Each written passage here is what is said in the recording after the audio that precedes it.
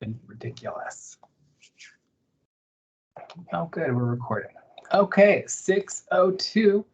Welcome everyone to the January meeting of the Public Health Advisory Committee. My name is Jerome Evans, and I am one of the co-chairs of the Public Health Advisory Committee.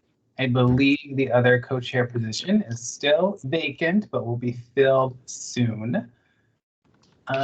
So before we begin, I must note that this meeting includes the remote participation of members as authorized under Minnesota statutes section 13D.021 due to the declared local health pandemic. I will now call this meeting to order and ask Hattie to call the roll so we may verify the presence of a quorum. Take it away, Hattie. Okay, Terry Ann Jones. Present. Mary Peak. Mary Present. Pike. Present. Sorry. Kozar Mohammed. Kozar. Lisa Nikotra. Present. Anna Arkin. Present. Alicia Jackson. Present. Jerome Evans. Present. Andrew Crook won't be with us tonight. Brooke Culp. Present. Suad Salad. Present. Meredith Martinez. Present. Twee Kim. Present. Babette Apland. Present. Babette. Oh, there you are. Erin Hurley.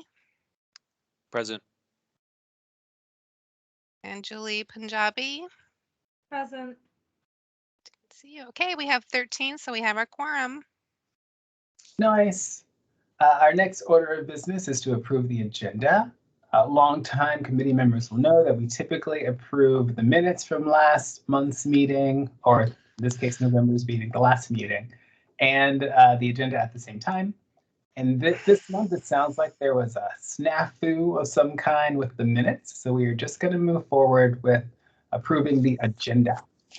So, any concerns or questions on the agenda? Otherwise, we will move forward. Raise your hand in 3, 2, 1 seconds. Okay. Addie, will you please move forward with the approval of the agenda? Terry Ann Jones. Approved. Mary Pike. Approved. Kozar. Mohammed, not there yet. Lisa Nikotra. Approved. Anna Arkin. I'm having trouble getting the agenda to load. Margaret, I saw your email earlier with a couple things attached, but I didn't see the agenda attached to that one, and the LINS link is not working for me. Yeah, I think I put just the basic outline of the agenda right in the email. Oh, got it, yeah.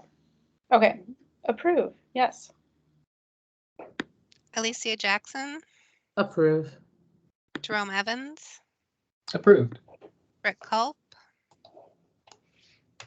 Approved. Suad Salad. Approve. Meredith Martinez.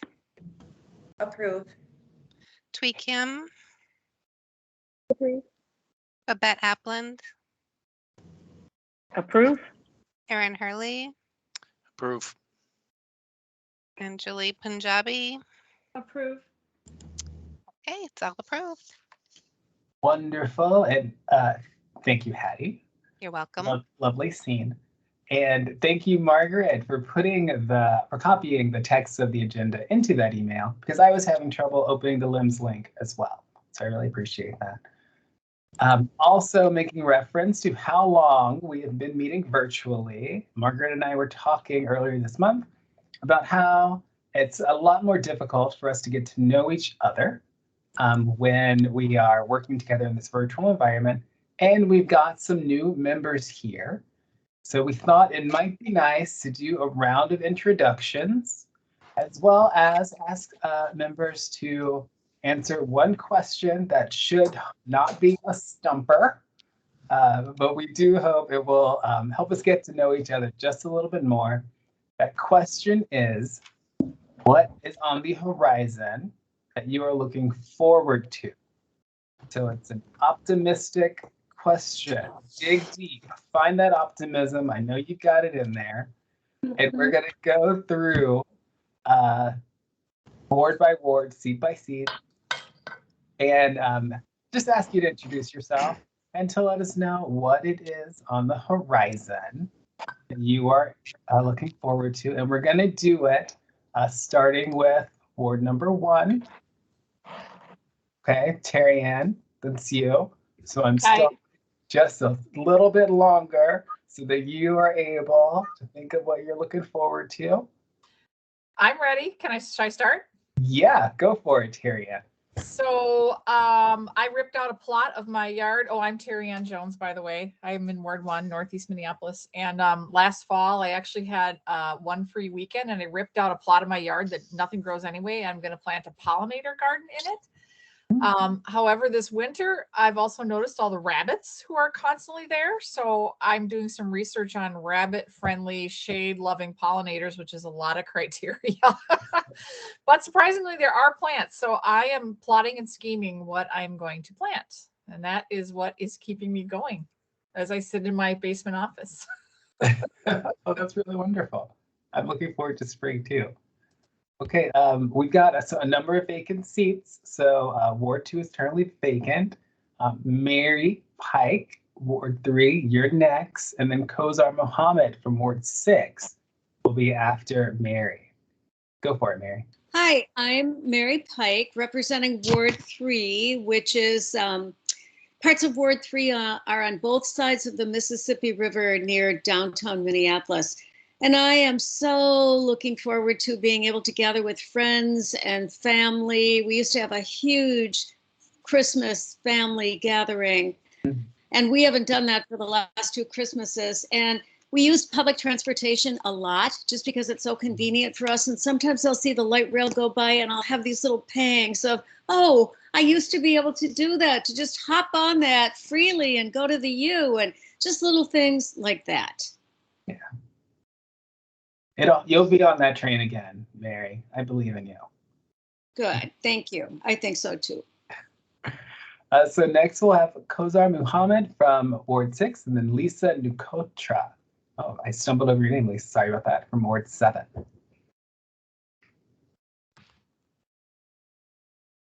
Was Kozar here? I'm not sure that she's here. She usually doesn't join until I think at least 6:30 because she's got some other commitment on this same night. So it'll be Lisa and then Anna Arkin from Ward 8. Hi, I'm Lisa Nukotra from Ward 7, which is Cedar Isles Dean neighborhood, over kind of by the lakes. And Lisa Goodman is my city council member. And like everyone else, I'm just looking forward to gathering and warmer weather. Totally agree. Okay, so it'll be Anna Arkin next, and then Alicia Jackson in Ward 10 is on deck. Hi everyone, I'm Anna Arkin, she, her pronouns from Ward 8, which is, I live in the Lindale neighborhood, so that area of South Minneapolis. And that is Council President Andrea Jenkins' ward. And I am looking forward to continuing on the gardening theme. I recently ordered a bunch of caladium bulbs, which are these cool tropical leafy plants. And I'm going to plant a bunch of those bulbs in the spring. Okay, I'm getting a little worried that I'm behind in gardening. Maybe I should have started already. Yikes. It's going to be Alicia, and then myself, and then Britt Culp will be afterwards because I think Andrew Crook is not here today. Go for it, Alicia.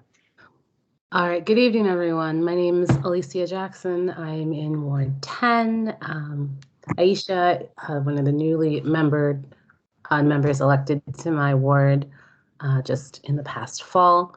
A couple of things I'm looking forward to, attempting to travel. Hasn't been exactly the easiest or safest thing to do over the last 2 years. So got what feels like a lot of trips planned, just kind of making up for time to see people and to be with people. And then also I'm really excited to have my windows open again. Not for it necessarily to be warm, but just to be able to be like 52 degrees and you can open your windows and it's not freezing outside. So that's what I got. Thank you. 2 degrees is achievable. We can do 50. We can do 52. It's not that far.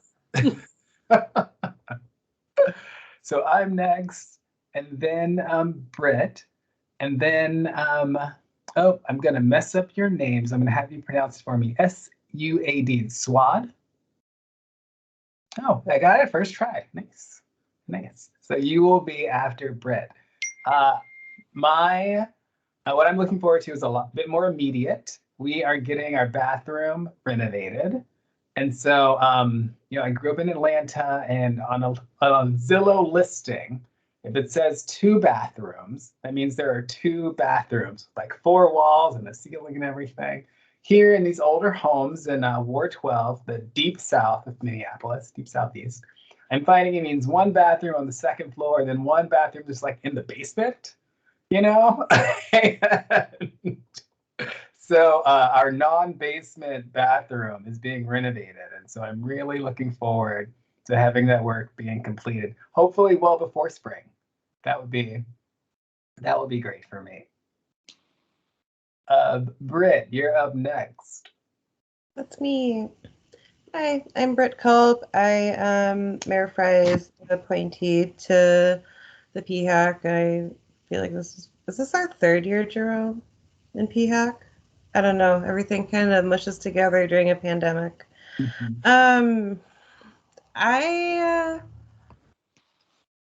a hard time thinking of an answer. Just, I mean, in full transparency for those who don't know, like my spouse passed away back in September, and I just returned to work back in December. So I'm just kind of taking things as they come along and just trying to stay focused on being effective at work and other areas that I've been passionate about for at least a distraction. But I don't really have anything huge I'm looking forward to. But I'm happy to continue to be on this committee with you guys. We are happy to have you. And if you do stumble across a happy moment at some point in the future and you want to circle back and share it with us, we'd love to hear it. Next, we've got Swad, then Meredith Martinez, and then you can correct me if I'm wrong, I believe it's Ty Kim. Hi, everybody. I am a newly appointed member of this, and also I am a representative of Minneapolis Public School. I also in my graduate school, so I'm looking forward to graduate in May, and then travel to back home, which I haven't yet since I left.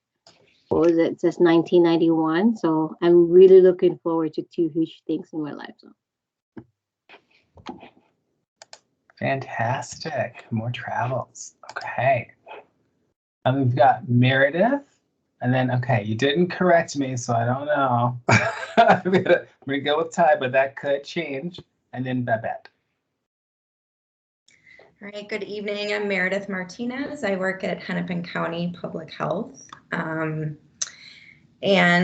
I am looking forward to something pretty immediate. If I can stay healthy for the next 2 weeks, means I will be going to Hawaii on like a week from today on a backpacking trip. I'm going hiking in Hawaii if I can power through and still not be sick. So I am very much looking forward to that. I have not traveled really during COVID, so this feels like a big deal. Not really the best timing for it, but when we were planning, we weren't really anticipating Omicron, but we're doing it. So. Okay, Meredith is in a bubble. I think you said for the next 2 weeks, 10 days to 2 weeks. Okay, we've got Babette. Oh no, I'm sorry. Ty, Babette, and Angelique. Hi everyone. My name is Twee. Sorry, I was waiting for everyone else to go. I said we'll get to me, but hi everyone. I am new here, representing the University of Minnesota School of Public Health. Something I'm looking forward to is, so my partner and I started our home buying journey this month. So Jerome, when you mentioned the 2-bath, I know. So I'm looking forward to that ending soon, hopefully. It's tough buying a home in these winter months in particular. Very brave, Tweet. Very brave. Good luck. Babette and Julie, and then Aaron. Hi, everybody. Great to be here with you tonight. So there are a couple things I'm looking forward to. One is I'm going to join the travelers in this group. I have a son who lives in the Bay Area and a daughter who lives overseas. So I'm looking forward to being able to travel and not worry at the same heightened level as we have recently about COVID. And then the other thing that I look forward to, if Omicron burns out and we don't have another variant come on board, is being able to go to a coffee shop and work or hang out. It's something that I have not done in the last 2 years and I really miss. Here, here.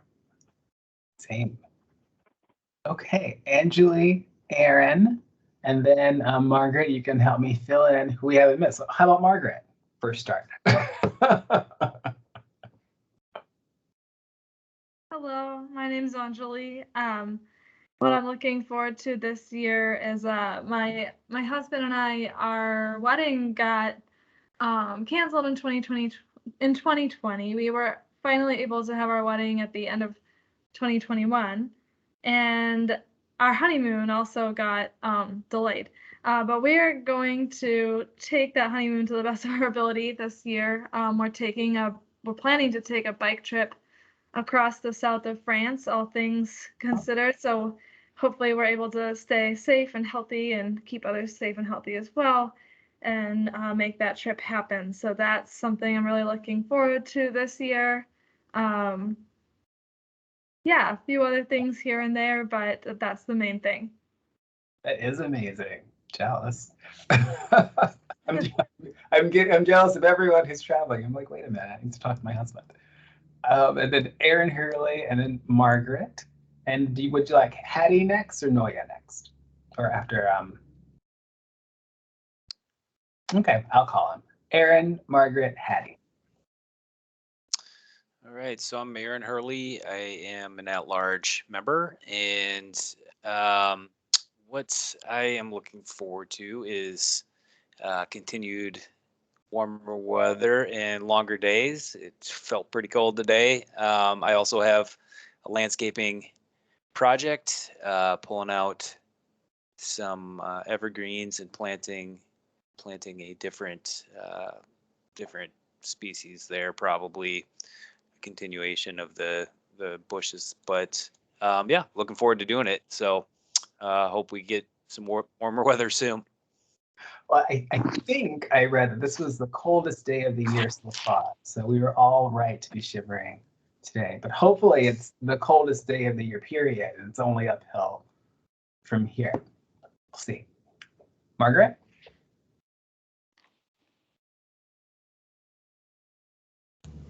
Okay, so I'm Margaret, and I obviously work for the health department. I am actually at work, so you can see our new building behind me. The windows of this building where I'm located actually faces Government Plaza. So I have a really nice view to be able to see. In fact, I sit right next to Hattie. So she and I can see out on Government Plaza. We can see City Hall and enjoy the sun that comes in the windows. What I'm looking forward to is a continuation of grandchild overnights. We had not had any of our grandkids overnight since March of 2020. And oh my goodness, that just felt like so long. So this month we've had 2 kids from one family, 2 kids from another family, and this weekend I have 2 kids from another family. So my grandma heart is just bursting at the seams. Oh, that's wonderful. Good for you, and good for those lucky grandkids of yours as well. Hattie, you're next, and then Kozar, I see that I think you might be in. We are asking people just to introduce themselves, or members to introduce themselves, and to tell us one thing they're looking forward to. So we'll circle back to you after Hattie. Hi, everyone. I'm Hattie Weissel with the department. And, like everybody else, I'm always waiting for when we can get outside again without freezing. And with the grandma mode, I'm a grandma too. And my oldest grandchild will be starting dance competition here soon. So that's always fun. I always enjoy that. We do a lot of traveling and get to hang out with the other dance moms. And it's a lot of fun. I'm looking forward to that. That starts, I think our first competition is next month, in the middle of the month. And don't forget Noya's here too, so she probably wants to share her story as well. Thank you. I did see that Noya's next on the agenda, so I'm saving Noya for last for a smooth segue. We'll see. We'll see if I can be smooth in January. Kozar, are you ready? I am. Thank you, Jerome. My name is Kosar Muhammad. My pronouns are she, her, hers. I currently represent Ward 6. And what do I have on the horizon, or what am I looking forward to? If things start settling down, COVID rates do seem like they're steadying a little bit, but I do hope to have more international trips on the horizon. So traveling with my mom, probably going to Europe and maybe Africa.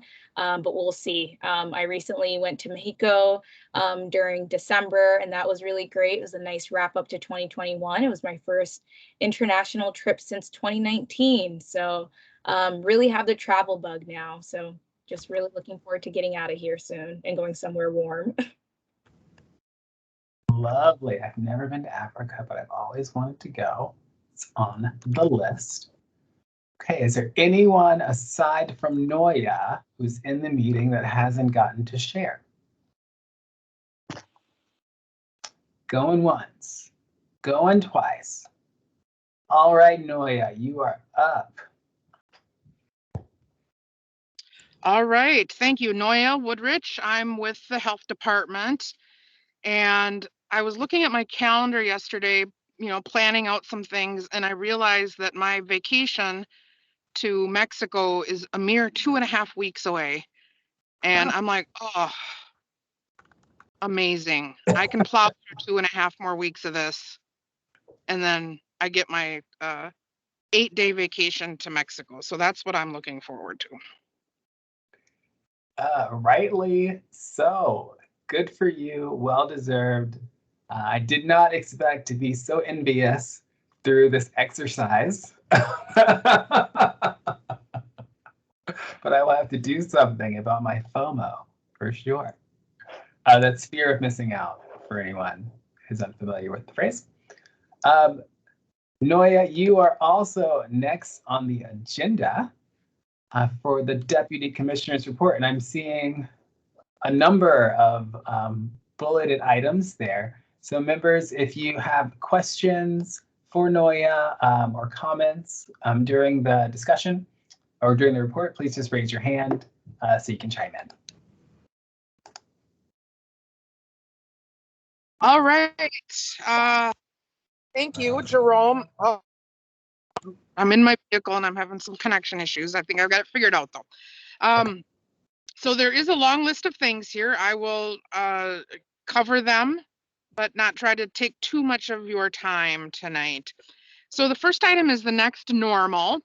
And that is what we in the city are calling, I think what people hope to be is a post-COVID return to some kind of normal or a different normal. Our return to work was recently extended again, I think probably for the 4th time that's been extended. So we are now scheduled to return to work on February 14th. happy Valentine's Day. But I will note that in the fall, all employees of the city, including all employees of the health department, went through the process of working with their supervisor to establish a new work pattern that includes working fully from the office, working fully from home, or somewhere in between. So I have not had the opportunity to look at everyone's plan, but I do know that we've got a good number of people that will be working in some sort of hybrid model, anywhere from 2 to 4 days a week in the office, and the remainder of their week working from home or some other remote location. So it will be different for us, and I think that's partially fine because, as Hattie well knows, we have some space issues in the health department. We were outgrown our space in the new building before we even moved in. And we now, with all of the hiring that's taken place over the last year, have truly and really grown out of our space. So not every employee of the health department can have their own assigned space, and we are working to figure out hoteling spots or sharing cubicles. So that's another task that we are working on as we look to returning to work and whatever that next normal entails. The next item on the list is City Council. So we have a lot of new members and then a few returning members. The new council president is Andrea Jenkins. The new council vice president is Linnea Palmisano. These two council members are returning council members, just taking on new roles on the council. Then for our committee, which is the Public Health and Safety Committee, Councilmember Vita is the chair of that committee. Councilmember Payne is the vice chair of that committee. And then other members are Orlebaugh, Rainville, Ellison, and Palmisano. So that is the committee that we all will be working with as we progress our work in the health department. Next is the mayor, the city council, and the new structure as a result of the election in the fall. I will be honest with you and say we don't have a ton of information on this yet. I am making some assumptions that you, PHAC, will continue to deal directly with the council, that will not change, but I don't know that for sure yet. The mayor has created several working groups involving people both in the city and outside of the city structure to help him make plans for how things will be moving forward. Will there be new structures, new protocols and policies in how things are done? I would, that's one thing that I would ask Heidi to talk about next month when she comes to her first PHAC meeting. And that leads me to the interim commissioner. So we have an interim commissioner, Heidi Ritchie. Heidi Ritchie comes to the health department from the mayor's office. She was Mayor Fry's, she first worked in his council office when he was a council member. And then when he became mayor, she moved to the office with him, and she was his senior policy aide. He named her as the interim commissioner around December 16th. And she now has been fully on board for about 3 weeks. We, Margaret and I and Heidi, made plans for her to come to her first PHAC meeting next month, at which time she can do a longer introduction and she can help answer questions about the mayor city council structure. Okay. COVID, it's not gone yet. And we are finally seeing a little bit of leveling out of the new case numbers. And we kind of anticipated that that would take a few weeks after the holiday season for that to happen. Hospital numbers are still up there, but hospital numbers have tended to lag infection rates by about 2 to 3 weeks. So we anticipate that hospitalization rates will start going down in the next couple of weeks. We as a health department continue to provide advice and support to the city as a whole as it considers policy and different measures to combat COVID. Most recently, you probably have seen that we reinstated the mask mandate. So wherever you are in the city of Minneapolis, if you are inside, you should be wearing a mask. This actually resulted in over 100 requests so far for masks from individuals, business owners, and organizations. And lucky me, I get to facilitate that. So I've been handling mask requests, and I have the trusty support of a delivery person who I take the request, work with the person to determine the number of masks, and then Alpha, who is a temporary staff person with us, makes the delivery of those masks. The other policy that was implemented by the mayor is mandated vaccine. So if you are going to an establishment that serves food and drink in the city of Minneapolis, those locations will be required to ask for either proof of vaccination or proof of a recent test, negative COVID test. There were some businesses in Minneapolis that were doing this already. So this just really makes that a policy that all food and beverage businesses in Minneapolis must do that. We've had a couple meetings with like the sports organizations, the Vikings, the Twins, the Timberwolves, about how they would implement such a policy in their facilities and whether or not they need to implement that policy. We will continue to work with them. Just yesterday, met with the NCAA. The women's Final Four is going to be here in Minneapolis at the end of March. So working with them to figure out how they can comply with the new policies and rules that we have here in Minneapolis. We also are distributing COVID tests, and if you've had to test in the last few weeks, you know that those are at a premium right now. Testing rates are kind of out the roof because of Omicron, and it's hard to find a test, and it's taking longer than usual to get test results. So we are seeing an increased demand for tests, and we right now have both the PCR saliva tests, and we have a limited supply of rapid tests available. So like the masks, we are facilitating distribution of those. And finally, an update on the health equity manager. Shout out to Alicia, who has sat through now 3 rounds of interviews, helping us to try to fill this position. We had 3 finalists in this last round of interviews. We did second rounds interviews last Friday. We are still considering 3 people. I did send out a request to them to provide me a writing sample. This is honestly not so much that I need to see their writing ability, but it gave me a couple extra days to try to make the decision. It's kind of a hard decision for a couple reasons. None of the applicants, none of the final 3 candidates are going to be able to come in and do the job on their own. They're going to require a lot of guidance and support from me, which was not something I was anticipating.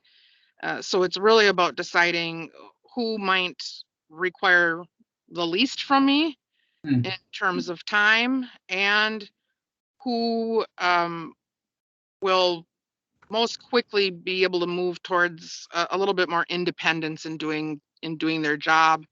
I, of course, will always continue to support the position and the work, but I don't have the time to be as hands-on as some of these candidates will require.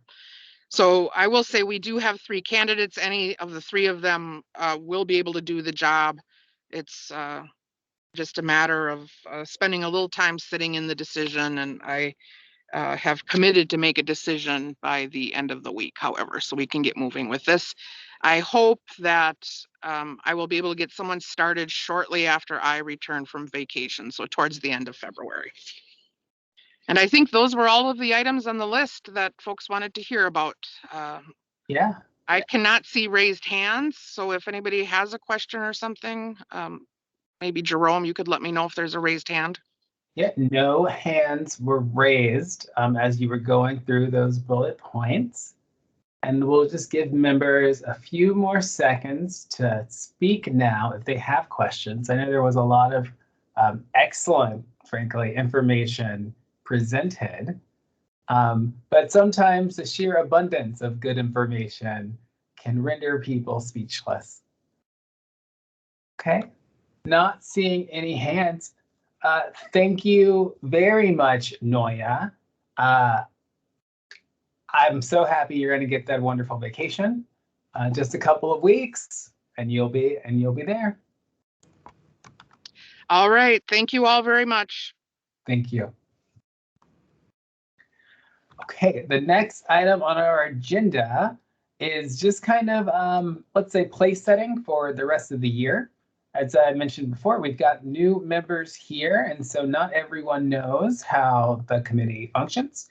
It's also been a couple of months since we've met, and so it's a bit of a refresher for everyone. So we're starting 2022 off on the same page, and then we are off and running and doing a lot of excellent work for the rest of this calendar year. So we've got a presentation. I don't know who's sharing the PowerPoint. Margaret is. Go for it, Margaret.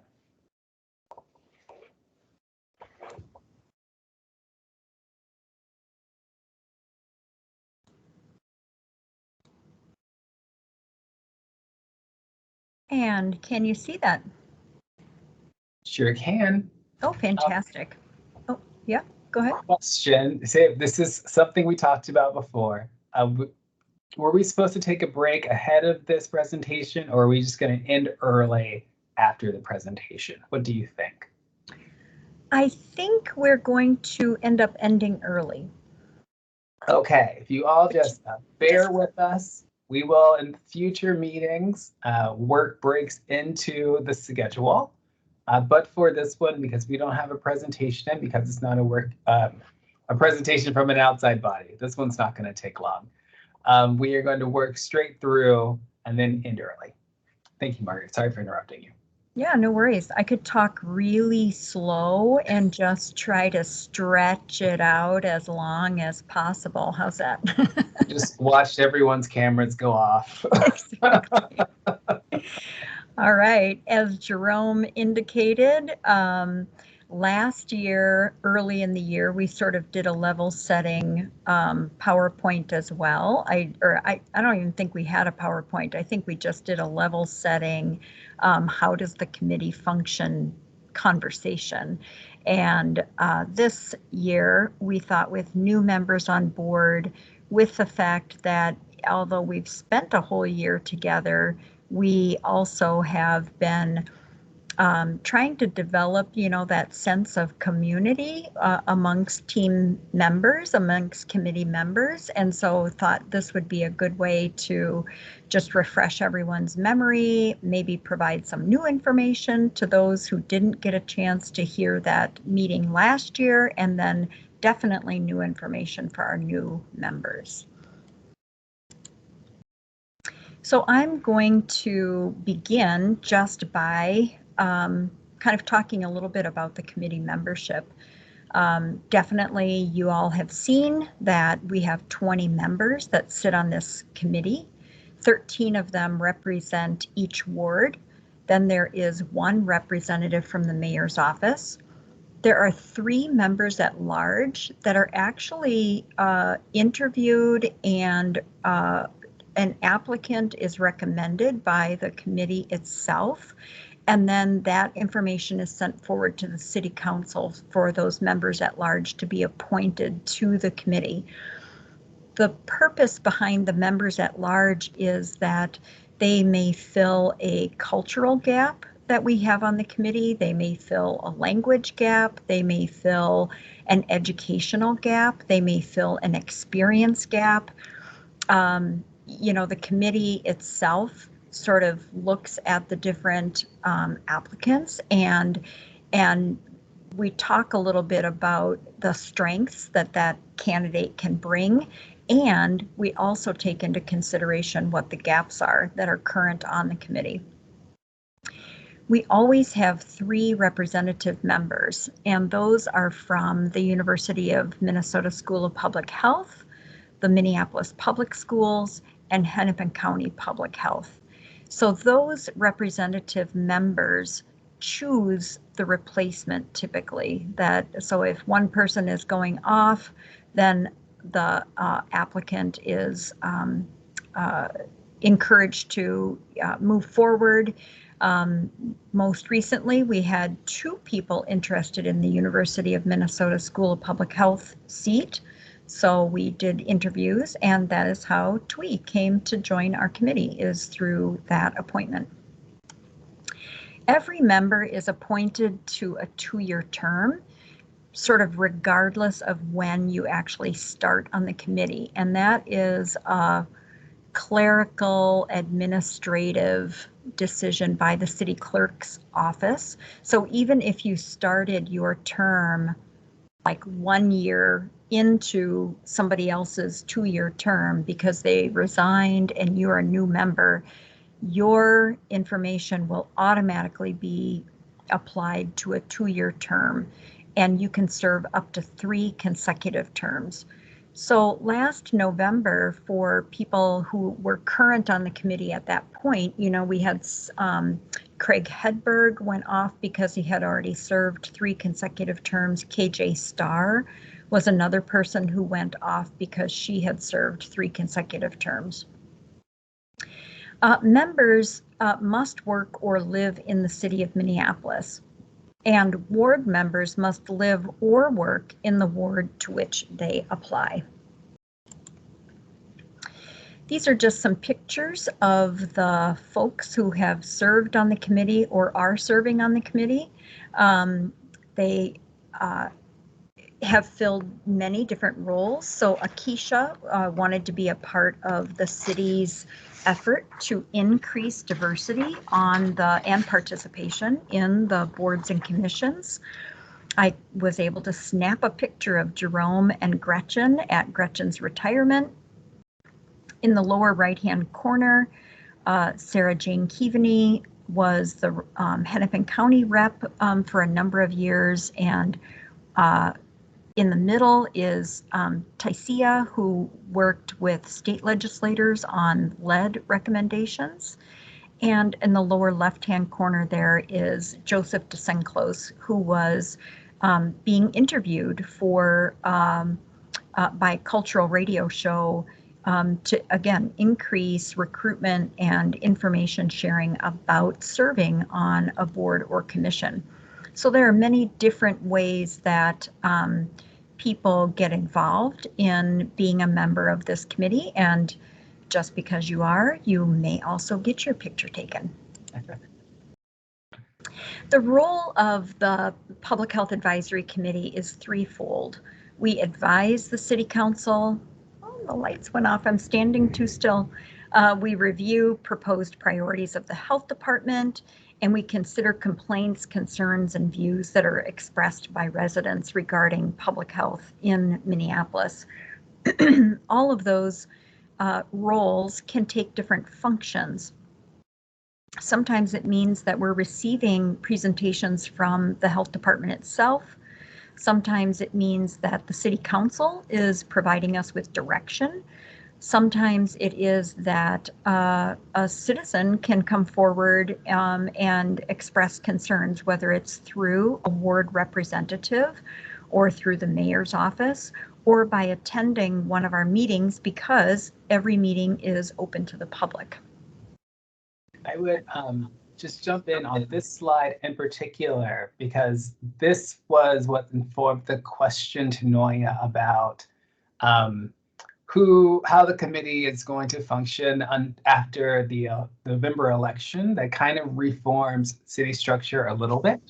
So now we do have kind of an outstanding question as to whether or not our committee only provides recommendations to city council, or if we also provide recommendations to the mayor's office, because previously it was kind of a communication straight to city council and then from city council back to us.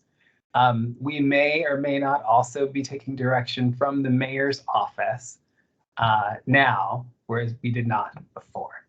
To Noya's point, that's all still up in the air, but this slide may change next year, so heads up. Yeah, thanks, Jerome, for emphasizing that point. We're still waiting, but currently this is the role of the PHAC. So in regards to the committee operations, I already mentioned that the meetings are open to the public. They're held on the fourth Tuesday of every month except December. All of the meeting materials are posted to the Legislative Information Management System.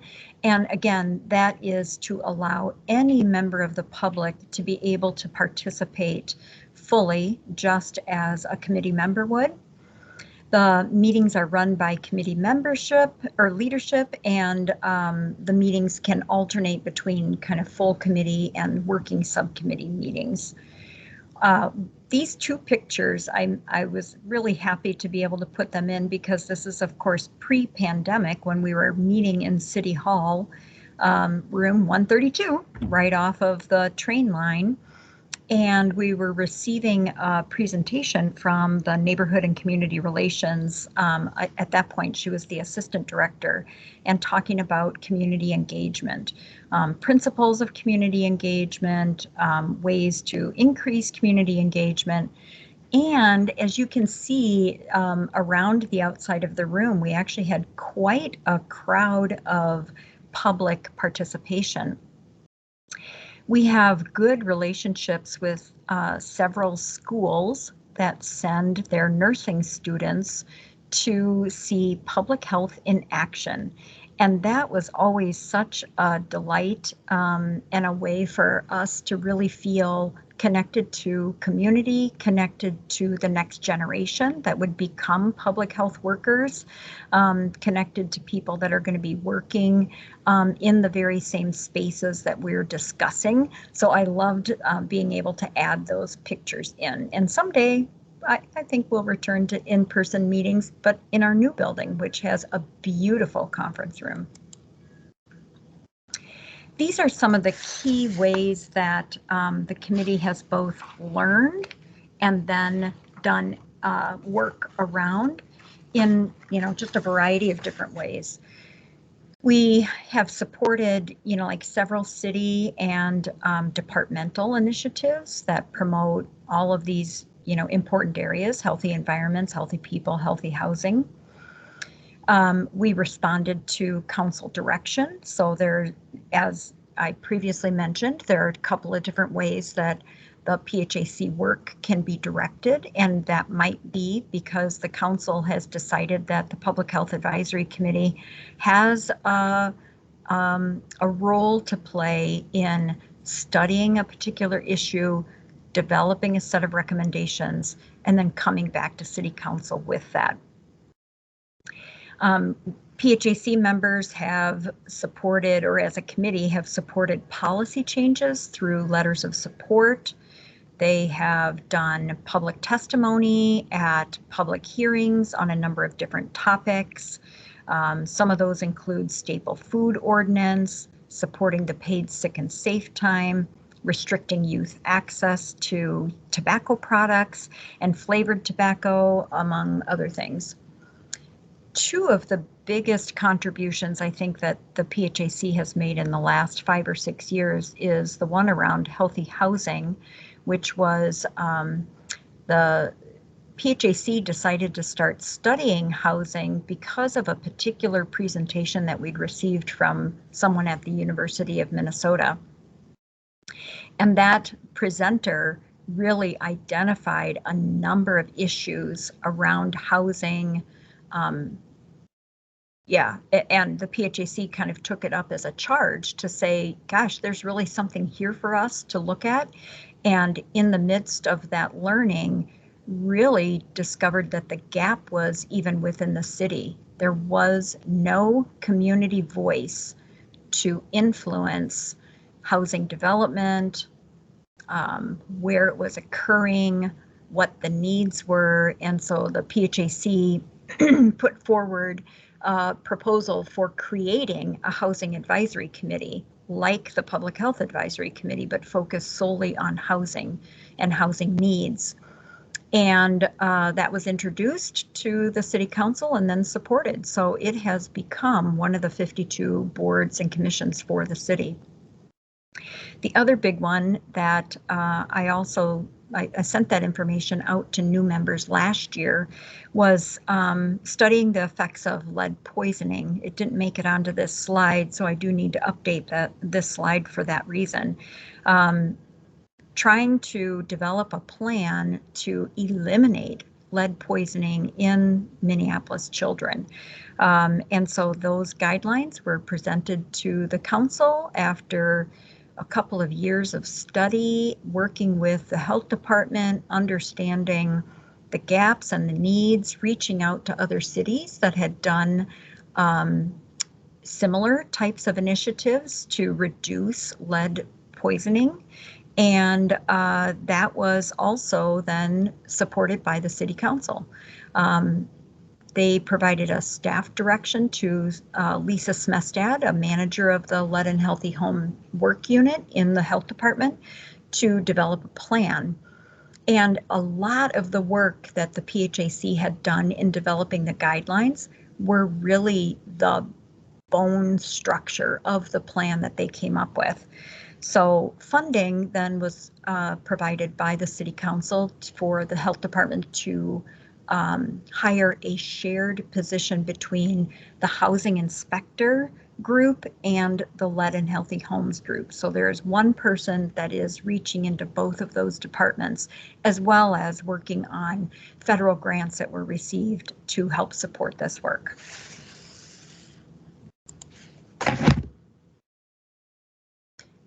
Other ways that committee members participate across the city and with the department. You already heard that Alicia is, an interview champ, with the health department, having participated in 3 different days of interviews. But other ways that people serve is being a liaison to city efforts like the comprehensive plan, the green zones work groups, Youth Violence Prevention Executive Committee.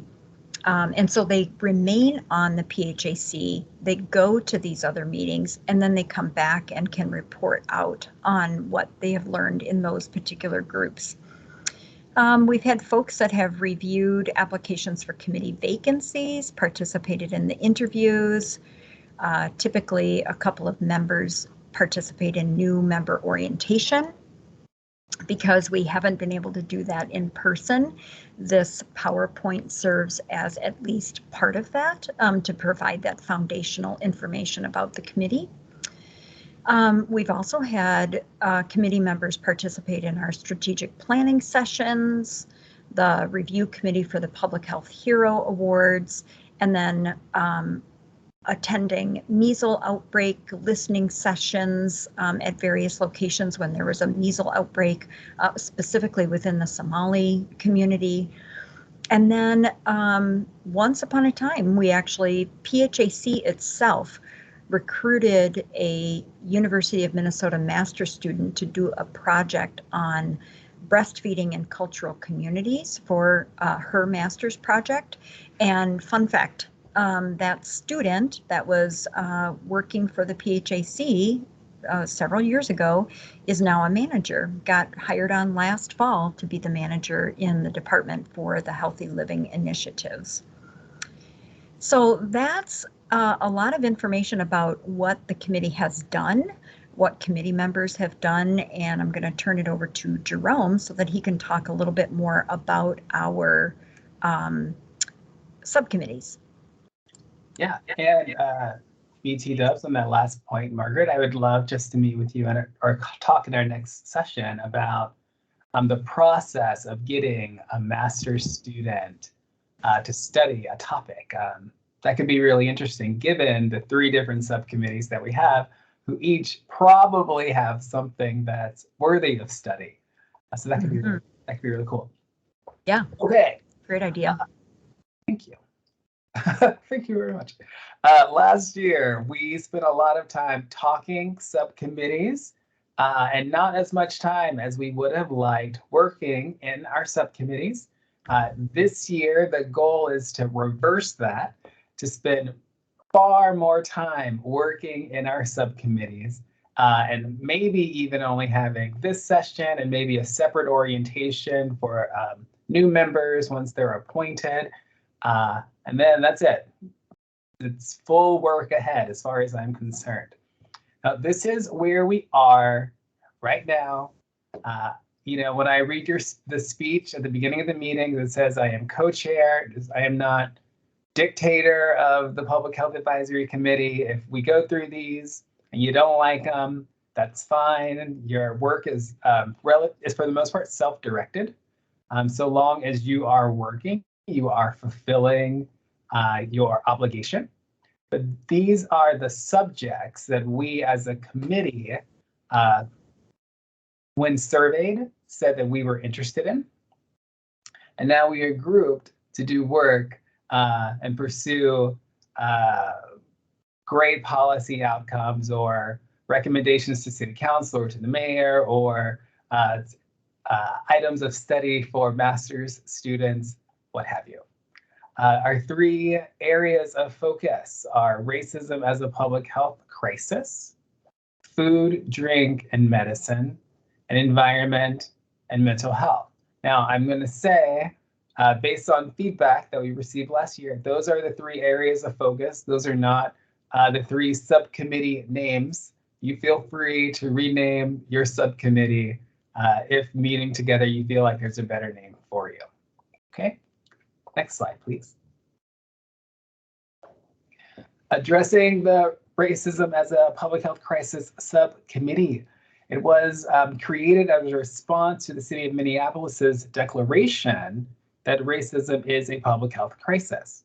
Now, over the last couple of months, city council members have changed, but I have not seen or read or come across any evidence indicating that this crisis has passed. And so I believe that this will continue to be a focus for the committee.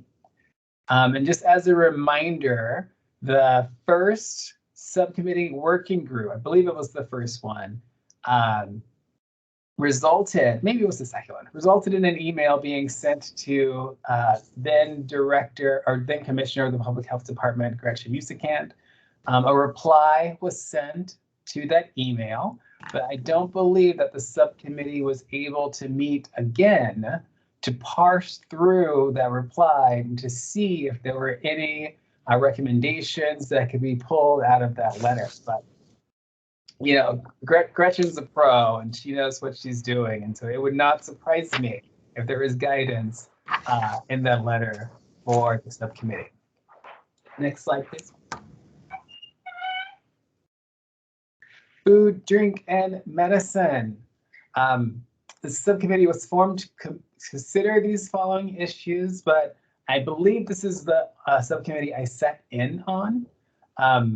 They've not chosen a single issue to champion or a single set of recommendations to put forward.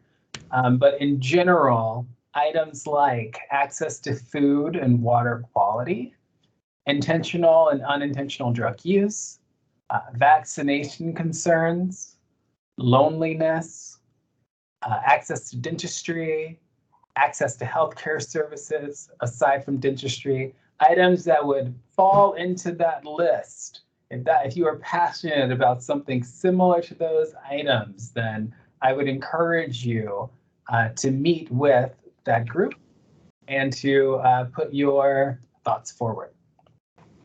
We've got a question in the chat. Anjali, if a subcommittee needs to communicate with a department member, send communication through Margaret. Correct. That's kind of correct. Certainly sending communication through Margaret is one way to go. You are free to communicate with whoever you need to at the department. The most effective way, I think, of making sure that what you want to have happen actually does happen is to go through Margaret. What you do have to do, just as members of the committee, and because it's Margaret's job as facilitator of the committee, not the meetings, but the actual committee, is copy Margaret on the communication so that she knows what's going on vis-a-vis the committee and the health department. Okay. Bonus points, also copy Hattie. That's useful to do. Okay, thank you for clarifying. No problem at all. Next slide, please. Then the third subcommittee that we have, that focus area, is on environment and mental health. Formed to consider the following issues, but again, and I don't believe, set in on this subcommittee. I don't believe this subcommittee has chosen a single area to focus on. But items like climate change, air quality, safety, such as speed limits, biker safety, domestic violence, mental health, sexual exploitation prevention, and public safety. Items like those, if you are passionate about anything that might fit onto those bullet points, that would be a subcommittee for you to sit in on. Okay. Now, we are aware that there are some intersections between subcommittees, and that's okay. This is public health. Everything is connected. What's important is that you find a group of colleagues that you can advance some good work with, and that you do the work, because that's what we're all appointed to do. That's why we filled in those applications, because we're passionate about making the city a little bit better. You see my dog walking back and forth back there. And was that the last slide, Margaret? It might be. Oh, next steps. This is to Anjali's point. Subcommittees may email each other to discuss action items or to identify an area of focus. I encourage it.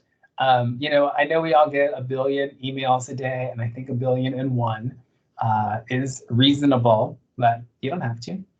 Subcommittees may recommend speakers or presenters for larger body or subcommittee specific PHAC meetings.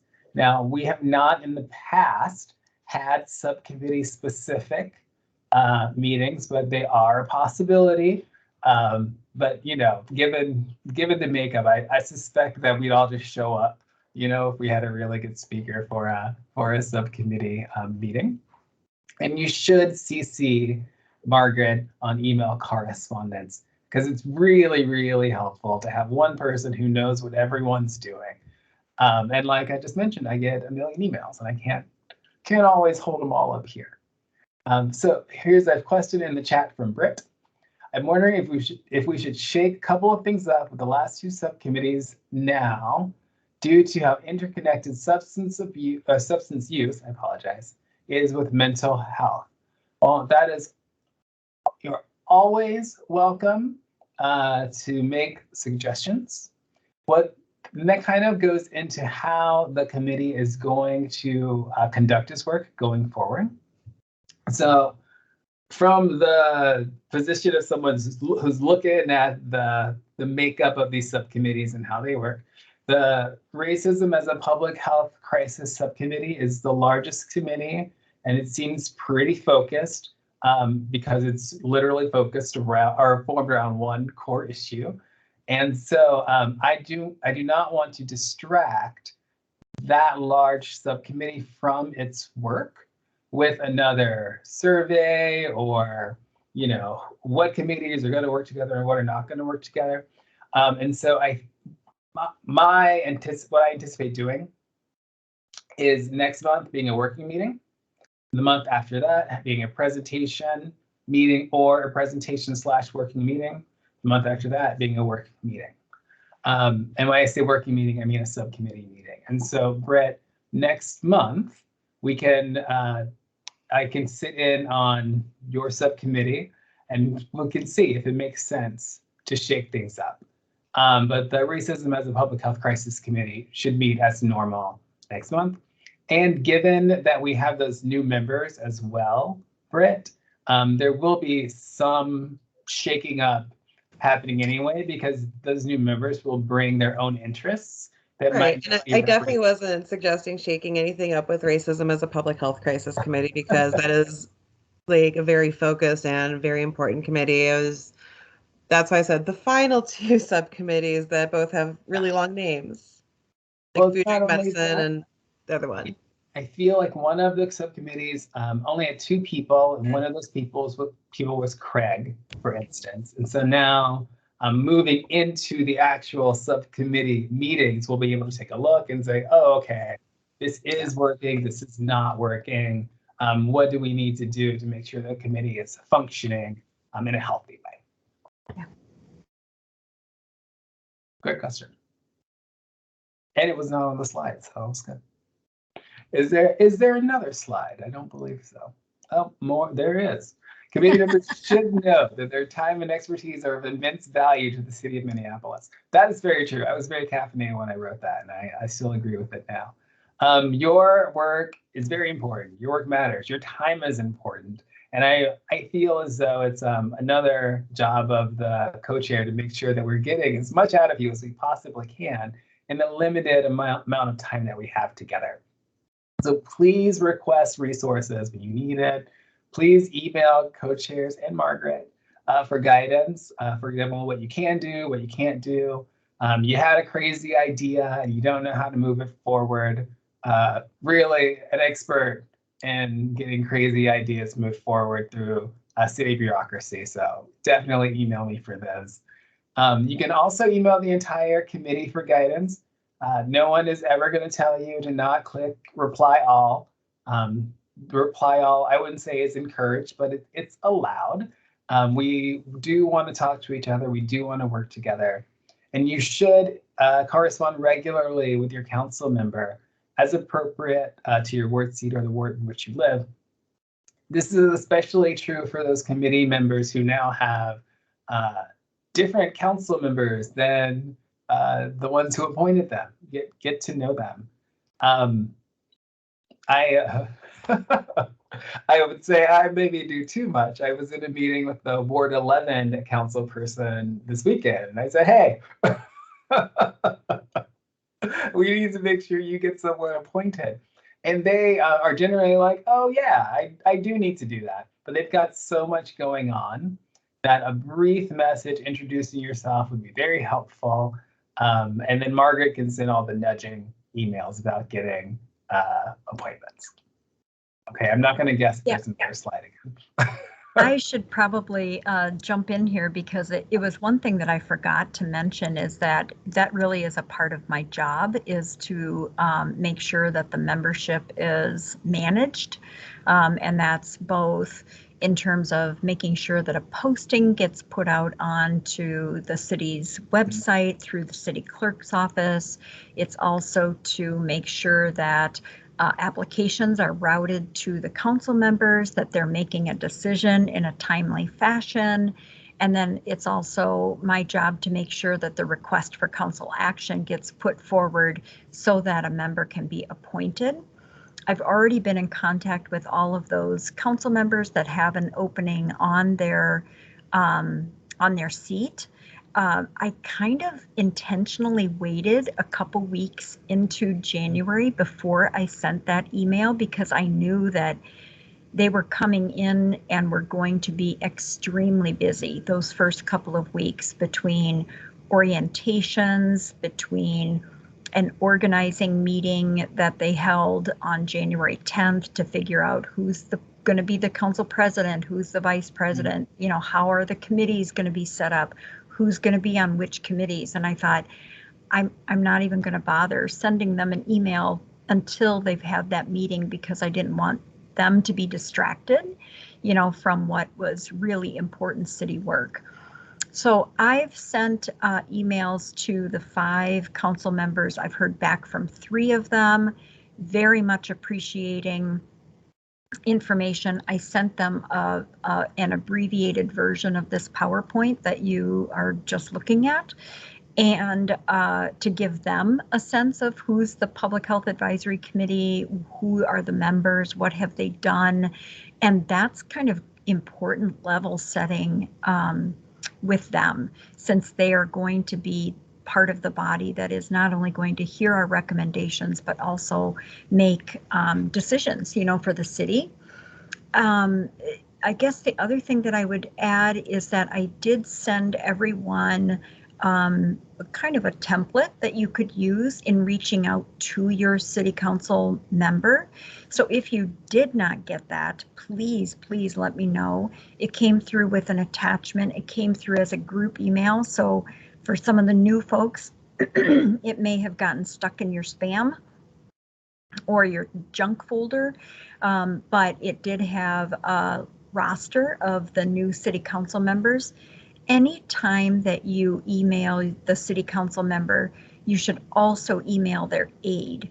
This is just a pro tip that I've learned through the years, is that the aide is often sort of the, I don't want to say gatekeeper because that's not right. It's sort of like the door opener for your email, and will make sure that if there's an important topic within that email, that it'll get routed to the right person within their office, or right to the council member.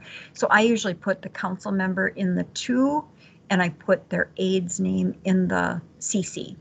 And that way they get your message. They both get your message, and it may be the aide who replies to you after consulting with the council member. But now's a really great time to introduce yourself.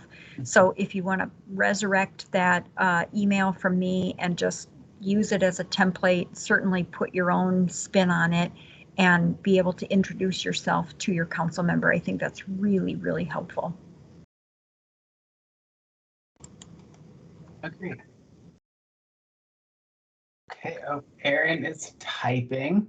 You're actually free to unmute and ask your question or your comment now, Erin, because we are at the end of the presentation. I will stop sharing so that we can see each other's faces. See those certificates back there? I was trying to read them before, Erin. No, I wasn't typing anything important. I was just typing. Always be nice to aides and assistants, because they're the ones who get everything done. True story. Agreed. Okay.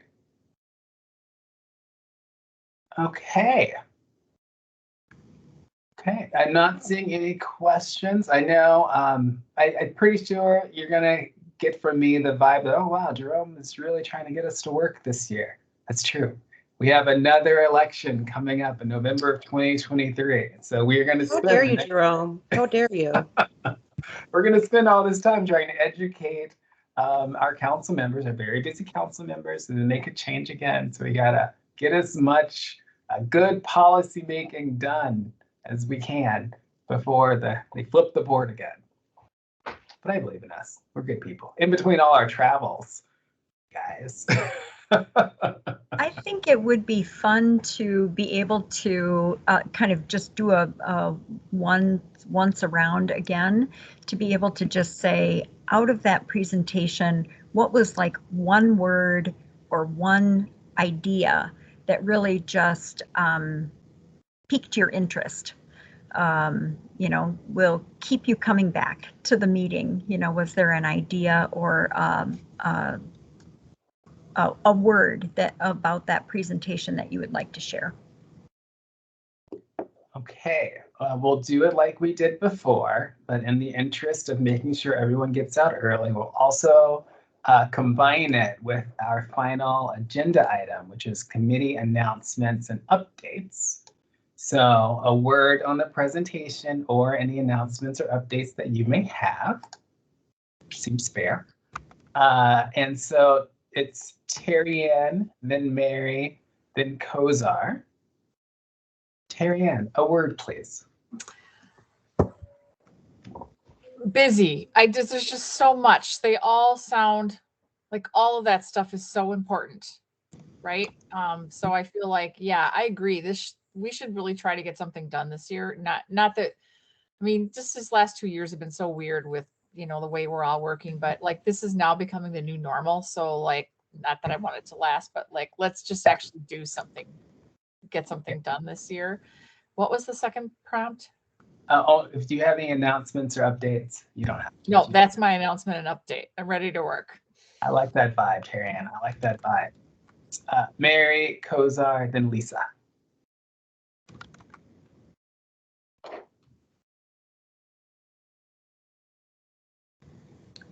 And Mary, you might be on mute.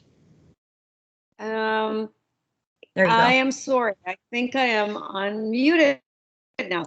I just agree with Terry Ann that we really need to hone in and choose an issue and work on that issue. Otherwise, it's too easy to go for months and months without getting much done. I have no announcements. Everyone, feel free to agree with Terry Ann when your time comes. It's no problem at all. Kozar, Lisa, then Anna. Sorry, I'm commuting right now, but I'm parked. So let me know if you can hear me. I'm not sure if you can hear me. We can hear you. Me? Perfect. After being on this committee for several years now, I think it's my last term, I do definitely want to end with a bang. And when I say with a bang, I really want us to prioritize areas, especially wards, that come together and really collaborate in addressing challenges that certain wards are facing that others aren't, right? And that's trickling back into the overall health and ecosystem of the city and beyond. So I think right now what we're seeing, especially in wards 2, 9, and 6, is there's a lot of drug trafficking, gun trafficking. There's a lot of sexual assault that's going on. There's folks that are dealing with substance use. So there's several issues that are happening within our ecosystem in our community, and it's trickling back into all of our environments and all of the wards. I think in the last couple of years, it's something that I've always been thinking through, is how can this committee serve not only as a voice, as a platform, but as honestly a space that we can ideate and think about opportunities to work with our public and private partners, right? Are there certain things that our council members are working on? Can we contribute to those efforts? Are there ways that we can really raise awareness in community? Right now I serve for the Southside Green Zones as a co-chair for Ward 6, and the amount of work that we've been doing there, I feel like has been really deep and felt in community, and I really hope that this committee can do the same. I think we're able to do a lot of that work pre-pandemic, but obviously a lot of things were halted, right, during the pandemic. But I think what we're particularly seeing within our young adults right now is it's traumatic, right? It is traumatic. We are failing our young youth in this community. It's not going to only take, locking them up, but it's really finding deep opportunities to support them, because it's trickling back into our central business district in downtown. You will find heroin, you will find needles in downtown Minneapolis, in North Loop. You will find, my car was broken into in the West River Parkway area. You would not expect that. A couple of years ago, you would not expect hiking in the West River Parkway area for your car to be broken into, right? So now it's not just an issue that's, consolidated within our areas of concentrated poverty. It's beyond that, right? And I think for us to sit on this Public Health Advisory Committee, there needs to be more action-oriented items for us to work on. That's what I'm looking forward to this year. All right, Kozar, call on you more often. Yes. Please don't. I'm exhausted. For folks who don't work, I work in the city of St. Paul, so I serve on committees in Minneapolis, live in Minneapolis, but then I deal with everything over in St. Paul, so it's like a cross river issue, and yeah, I'm just excited to be on this, on this committee with you all. Wonderful. Well, that definitely came through. It's Lisa, Anna, and then Alicia. Okay, well, following that, 2 words or ideas that came out for me was I heard a lot of we, which is great, and I heard from Jerome the word hard work, and I like both of those, so we and hard work. So I used to say when I was working in medicine, there's a big pile of work, we all dig in, and we get it done together. So I like the weed quite a bit. Springing off of what Terry Ann said, though, also about, like, I remember, I think Jerome and I were in a subcommittee meeting and talking about all of these issues, racism, the food and drink, and then all the sub issues. And it's like they're all a 10, they're all important. But again, I think we have to focus and narrow it down and pick something, and we together need to put the hard work in to move the needle. Get the football down the field, whatever metaphor you want. Yes. So thank you. Awesome, Lisa. Awesome. Anna, Alicia, and then it'll be Andrew. Yeah, my word is energized. That presentation was a good regrounding in our purpose and where we're headed. And I'm really happy to hear that we'll have more time in subcommittees this year to really focus in on issues and develop action plans. Agree with needing to prioritize, which is really hard and that takes time. And so it'll be good to have that time and then really be able to dive in on the issues selected. So, Alicia, Andrew, and then Britt. All right. One word that stuck out to me a lot was crisis. I've been on the Racism as a Public Health Crisis Committee, and I'm pretty committed to doing that work. And truthfully, just understanding and getting people to understand the idea of what a crisis is versus a problem versus an annoyance. I'm excited to kind of get people to understand the levity and also the weight of what it is we are trying to do and what we're trying to hopefully start altering in the system. Thank you. Thank you. Andrew, Britt, Suad. Oh, Andrew Crook's not even here. I knew that. I'm silly. Britt, Suad, Meredith. Yeah, I was really looking forward to hearing Andrew's ideas tonight, Jerome. Sorry. I love how Kelsar pointed out how the youth are being failed and how we are not going to be able to arrest our way out of public health crises. And I really appreciate that that was put out there, and I absolutely agree. I am absolutely looking forward to having more focused work on active crises that, especially in like Minneapolis, but also like in the county and state that we're facing, that all have heavy intersection with each other, because we've been having increasing numbers of new HIV cases since 2018. We continue to have increasing overdoses. We have a drug poisoning crisis. We have the HIV crisis is linked to sex trades, linked to the substance use disorder, linked to mental health homes, all that fun stuff, except it's not fun ever.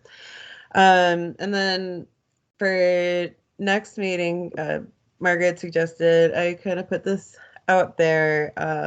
There was a specific issue that I utilized the mayor's office and my buddy Heidi Ritchie, who I'm super excited is going to be on Team Health. She's awesome. I got to work with her on the opioid subcommittee a while back. But we have people who live in their cars and people who drive the cars which they live in to get help in crises at hospitals. And it's not something that's so widespread it would have an economic impact on the city-owned impound lots, I don't believe, but it creates a crisis on top of a crisis if someone parks on the street when they're getting care in a hospital and their car gets towed. And for whatever reason, a few of our security staff at the hospital thought that if you present medical documentation to the impound lot that they would waive the fees. And unfortunately, super bummed out when I confirmed that that was not true.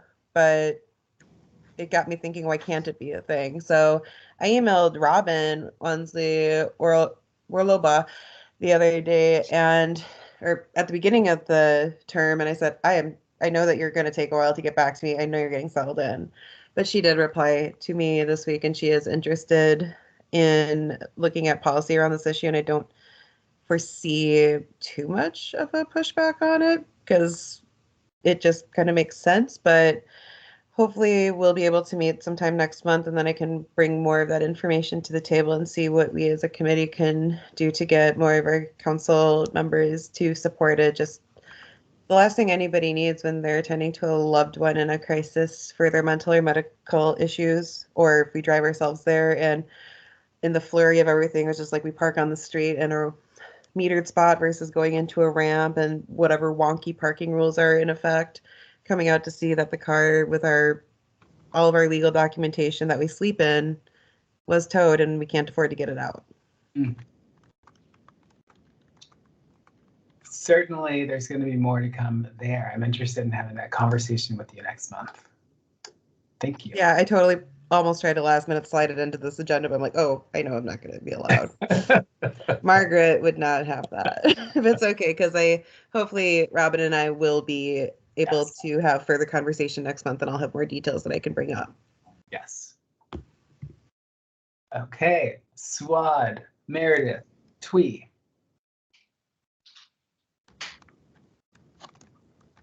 Hi, everybody. Hearing all these subcommittee ideas, I feel like I'm the rookie that just like tone into all these area of interest. But they're all public health, they're all connected, as I know. And then to be more action oriented, we have to really prioritize and more focus on something that is, impacts our community more. I wanted to mention environmental health. Environmental health, that I'm currently partnered with Minnesota Department of Health, and we're seeing how that impact on children's development and health. And I talked to Margaret about that, and they're very interested in bringing their second time around, presenting to you guys some of their interesting findings. Last time was a pilot study, 2018, was with us in the District of Minneapolis. Now they're currently expand that and got refunded for statewide biomonitoring programs to do that again. So my interest is environmental health and early development, and it's one of my capstone project paper I'm writing on. So I really wanted to learn more in that area if I can. Fantastic. Welcome again to the committee, and I look forward to following and joining you in your work. Thanks, Swad. I will jump in with one fun fact. The PHAC back in 2018 actually heard a presentation about the pilot project before it even got started. So they came and they gave a presentation, and then we're depending on the Public Health Advisory Committee to help with, spreading the word, getting recruitment, things like that. So this is really exciting to hear that you're part of that work, Swad, and can sort of bring us back to hear more about what their learnings have been and their activities. Right. Agreed. Okay, Meredith, Twee, and Babette. Yeah, I really appreciated the presentation tonight. I think this is the beginning of my second year, and it feels like the whole first year was just kind of like a COVID mess. And so now I'm feeling like oh, I've got some energy for this. I feel like I can do some more leaning into this. So this feels really good to be action oriented. I do think that it might be, I like Britt's comment about maybe shaking things up a little bit with the subcommittees, the two subcommittees, and seeing where there might be some interconnections and what we want to focus on. And then I also am just really interested in how we are going to prioritize, what those specific areas are that we are going to work on, knowing that we've got, limited time and resources. I think, there's some funding out there through the ARP dollars, and people are doing a bunch of different work. And so how do we as a group be strategic in how we can leverage some of the work that's happening? Like, can we extend it or maximize it or take it further? Or are we focusing on areas where there may not be funding going towards it so that we can have a place to make a difference there? So I'm just kind of interested in what that process is going to look like for our prioritization. I'm sure we will get to an awesome place. I'm just kind of thinking through like the next couple meetings of like, what does that look like?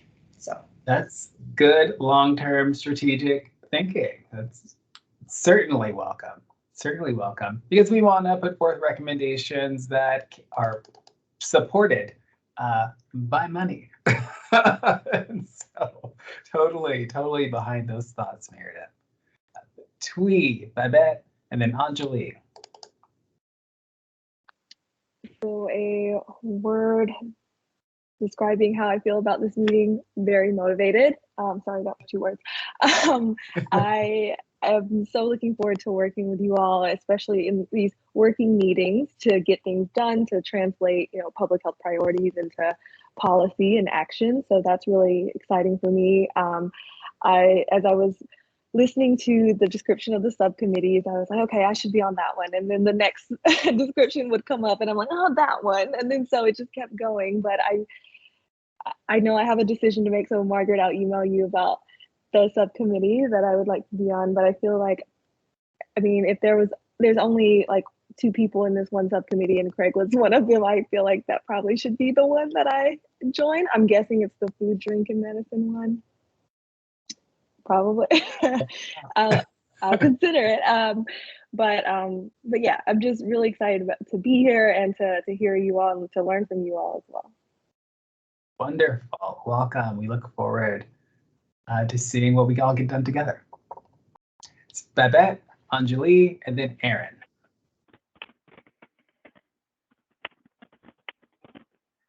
Hello. Yes, the words that I found energizing are to prioritize, get to work, and take action. So I think that I heard those themes from many people, and I'm excited as well. One announcement: I wanted to let you all know that I am joining the Hennepin Healthcare System Board of Directors, and I know the Minneapolis Department of Work has Department of Health, has a lot of connections with Hennepin County. So if I can liaison or support those connections in any way, I would be very happy to do so. Fantastic. Love another connection. Thank you, Babette. And congratulations. You're welcome. Thank you. It's going to be Anjali, and then I'll read Aaron's comment, and then it'll be Margaret or Hattie. Maybe okay. We're gonna do Anjali. We're gonna read Aaron's comment, then we're gonna do Hattie, and Margaret can close things out with final notes, and then we're out of here. Thanks. So one thing that really stuck out to me was the emphasis on subcommittee work, and I definitely think that will support what I've been hearing from my fellow members here about moving work forward, taking action. I really think that having more subcommittee time is going to support that. I know you mentioned the racism as a public health committee, and yeah, we did have a really good momentum going there at the end of the year, and so I'm looking forward to continuing that work. I recently took a more formal role in health equity at my company, so I'm hoping to leverage knowledge and resources that I'm working on there and apply them to the work that we're doing for racism as a public health crisis and the work of that subcommittee. So yeah, I think that's about it. I'll pause there, but really excited to move forward this year. Congratulations to you and to us to have you working in a more formal way on this issue, so you can bring that experience to the committee. Wonderful. Now, Aaron said that he had to jump off, but his word is follow through. It's kind of a twee. It's 2-word situation. Agrees with so many comments. He's looking forward to taking action. And then Hattie, was there anything that resonated with you?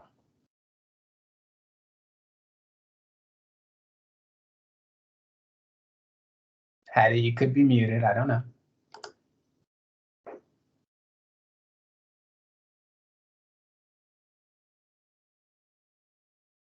Okay, Hattie has left the building. Margaret. We can maybe come back to Hattie. Sure. My word would be interconnectedness. And I definitely heard that with a number of members, but also thinking about the work that the health department is involved in with becoming a trauma-informed organization, working on mental health and community well-being.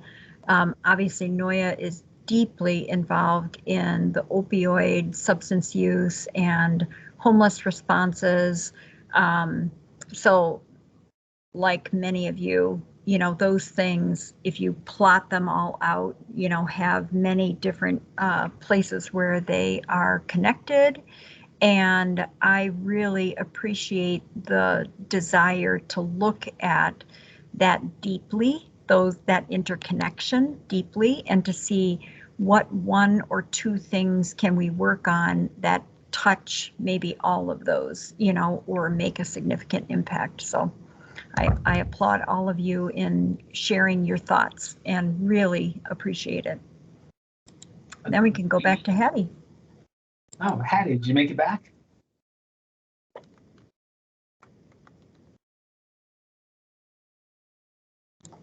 Maybe not, Margaret. But that's okay. Maybe not. That's okay. Well, thank you, Margaret, for proposing that we each share a word.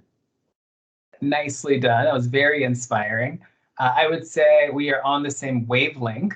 That can be my word. Everyone knows the work they need to be doing or that they need to figure out what work they're going to be doing.